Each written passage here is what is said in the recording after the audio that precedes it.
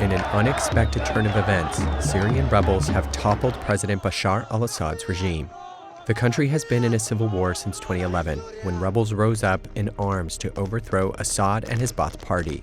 The Assad regime had been in control of most of the country since 2018, but a swift offensive by rebel groups that began on November 27, 2024, led to the collapse of the regime in just 12 days.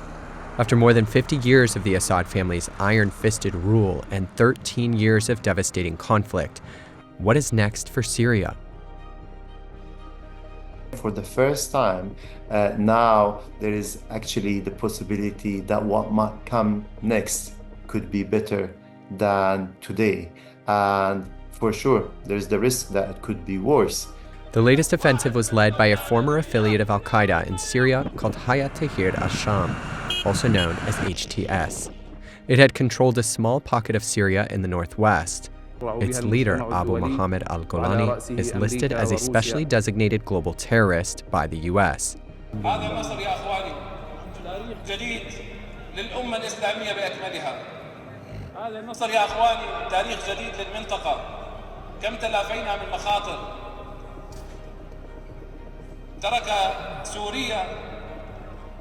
تركها مزرعة للأطماع الإيرانية نشر فيها الطائفية أثار فيها الفساد. Syria is a predominantly Sunni Arab country, but it has a significant number of Christians, Druzes, Alawites, Assyrians, Turkmen, and Kurds. HTS has called for the establishment of a Sunni theocratic regime in Syria, but its leader has softened his position in recent years.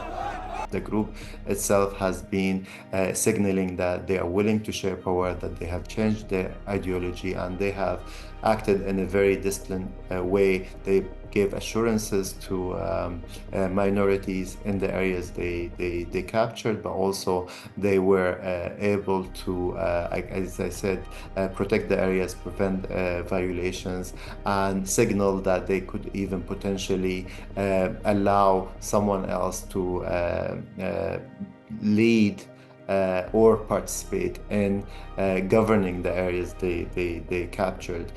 Al-Golani has called for the preservation of state institutions and a peaceful transition of power. The remnants of the Assad regime will act as a temporary leadership until the new government is formed. Prime Minister Ghazi al-Jalili has already said he will cooperate with the opposition and called for free elections. Will it be possible between HTS and other rebels on the one hand and old regime forces, mostly the Prime Minister of Assad, to find some kind of way for a smooth, violent-free, relatively peaceful transition of power? But large parts of Syria are controlled by other groups. A coalition of Arab and Druze rebels and the U.S.-supported Free Syrian Army captured areas around the capital Damascus. The northeast is controlled by the predominantly Kurdish Syrian Democratic Forces and the Turkey-sponsored Syrian National Army along with the Turkish army. So you still need someone to take the lead when it comes to negotiating between different groups. Analysts say the fall of Ba'athist Syria will lead to a change in the balance of power in the region. Russia has been a steadfast ally since the inception of the regime and retains two crucial naval bases on the Syrian coast. Russia led an intervention in 2015 to support the Syrian army against the rebels and ISIS. For Russia, the interest is, of course, to keep a footing in the heart of the Middle East, and that's why these two bases are so important. And I could envision that Russia is open for some kind of negotiations with Jordani, with Turkey, to maintain a certain role inside Syria. The regime was also part of Iran's sphere of influence, the so-called axis of resistance. For Iran, it is a much harder, challenge, because in Iran's project of the kind of axis of resistance in the Middle East, that is, allies from Tehran to Baghdad to Damascus to Beirut with Hezbollah, they are losing Damascus, so to say, is a massive blow. Syria has long acted as a bridge between Iran and the Lebanese militia Hezbollah, providing funds and weapons. Iranian and Hezbollah forces intervened during the Syrian civil war to save Assad's regime. But after it fell, Israeli troops entered Syrian territory. Israel has occupied the internationally recognized Syrian Golan Heights since 1967. The order to take over these positions to ensure that no hostile force embeds itself right next to the border of Israel. This is a temporary defensive position until a suitable arrangement is found. Turkey remains adamant in fighting the SDF, a coalition of mostly Kurdish fighters and other militias operating in northeastern Syria. Ankara says they are closely linked to the Kurdish PKK, which it considers a terrorist organization. We have to be watchful during this transition period. We are in communication with the groups to make sure that terrorist organizations, especially Daesh and PKK, is not taking advantage of the situation. Turkey is committed to continue fight against terrorism. More than 5.6 million Syrians have fled to neighboring countries since the fighting began in 2011, and more than 6.8 million Syrians have been internally displaced.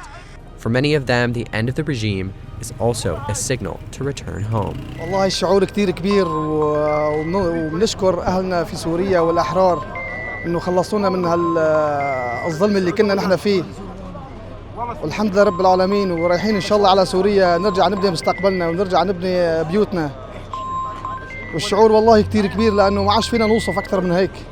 Assad's defeat also sends a shockwave around the Arab world. Analysts say Assad's fall could spell a new round of protests against other authoritarian Arab regimes. Future impact will really depend on what will happen in the upcoming months and maybe potentially year or two. Because if you look at a scenario in which there will be like a peaceful political transition, where there will be free elections, where there will be sort of positive outcome of what we are witnessing today, then I would imagine a scenario in which many people in the countries around will be inspired and even motivated to basically also, after being depressed for so many years and after losing hope, might re-initiate that hope inside them and then push them to really start again working on that